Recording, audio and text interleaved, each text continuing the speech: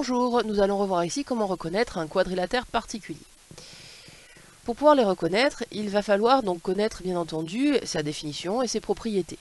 Les définitions de chacun des quadrilatères portent essentiellement donc sur la longueur des côtés ou le nombre d'angles droits.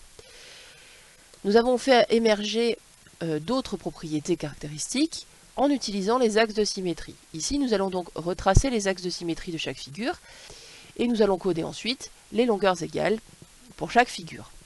La connaissance du nombre et du placement, enfin de l'endroit où se situent les axes de symétrie est d'une compétence de mémorisation, c'est-à-dire que c'est à vous d'apprendre où sont les axes de symétrie de ces quadrilatères particuliers.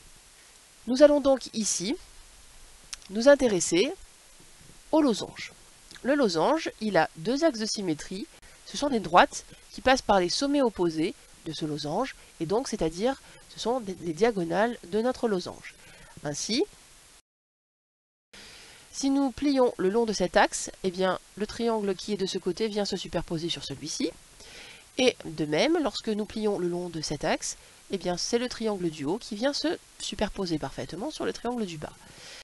Au niveau des codages, cela signifie que du coup, la longueur de cette demi-diagonale, eh bien, c'est la même que celle-ci, parce que elle va venir se superposer par pliage, donc même longueur. Sur les côtés, nous savons déjà que notre losange, il a 4 côtés de même longueur, donc nous allons pouvoir compléter ici. De même, pour cette demi-diagonale, comme elle va venir se superposer sur celle-ci, on va retrouver la même longueur sur la demi-diagonale qui est là. Nous avons aussi une autre information importante, c'est qu'ici, nous allons avoir un angle droit, puisque de ce fait, notre première diagonale ici va être la médiatrice du segment qui joint les deux sommets opposés. Les diagonales, elles vont se couper en leur milieu, puisque nous avons ici deux segments de même longueur, deux segments de même longueur, et elles seront perpendiculaires. Passons au rectangle. Notre rectangle, il a deux axes de symétrie. Lui, par contre, ces axes de symétrie, ce sont les médiatrices de ses côtés. Nous allons donc tracer les médiatrices de ces côtés et nous avions vu que justement ces médiatrices, on pourrait donc mesurer le côté pour prendre le milieu, mais ces médiatrices en fait elles passent par le centre du rectangle, c'est-à-dire l'intersection des diagonales. Je vais pouvoir déjà en déduire un certain nombre de choses au niveau des longueurs. Le rectangle, il a les côtés opposés de même longueur. De plus, lorsque nous allons plier le long de l'axe vertical, ce rectangle-là va venir se superposer sur celui-ci. Donc cette demi-diagonale va venir se superposer sur celle-ci. Donc cette demi-diagonale va avoir la même longueur que celle-ci. De même, cette demi-diagonale va venir se superposer sur celle-ci.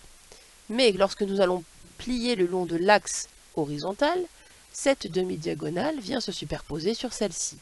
Donc nous avons ici la même longueur, et donc les diagonales, on voit que elles vont à nouveau se couper en leur milieu, puisque nous avons la même longueur ici et ici, ici et ici.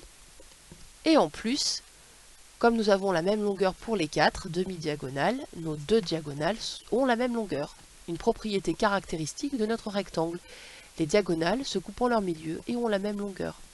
Passons maintenant au carré. Le carré, on sait qu'il fait partie de la famille des losanges puisqu'il a 4 côtés de même longueur et qu'il a 4 angles droits comme notre rectangle. Donc on va retrouver les mêmes propriétés que le losange et les mêmes propriétés que le rectangle. C'est-à-dire qu'il va avoir 4 axes de symétrie, donc c'est-à-dire les deux diagonales qui sont donc les axes de symétrie de notre losange, et aussi les axes de symétrie qui correspondent au rectangle, c'est-à-dire les médiatrices de ses côtés opposés.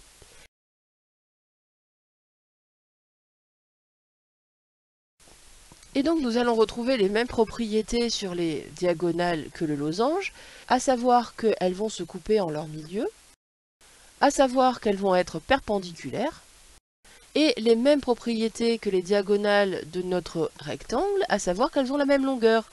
Donc ici, nous avons un code identique sur les 4 demi-diagonales que nous avons. Merci d'avoir écouté.